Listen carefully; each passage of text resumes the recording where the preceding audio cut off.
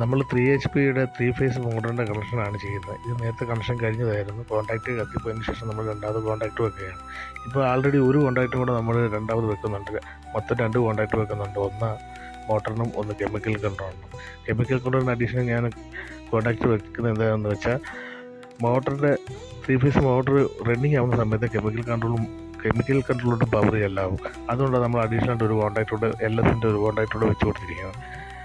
അത് നല്ലതാണ്, കാരണം മോട്ടോർ റണ്ണിങ് ആവുന്ന സമയത്ത് മാത്രമേ അതിൻ്റെ അകത്തോട്ട് പവർ ഇല്ലാത്തുള്ളൂ.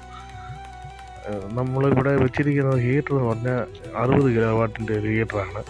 91 ആംപിയറുണ്ട്. 35-ൻ്റെ 4 കോർ കേബിളാണ് നമ്മൾ ഇട്ടിരിക്കുന്നത്. അത്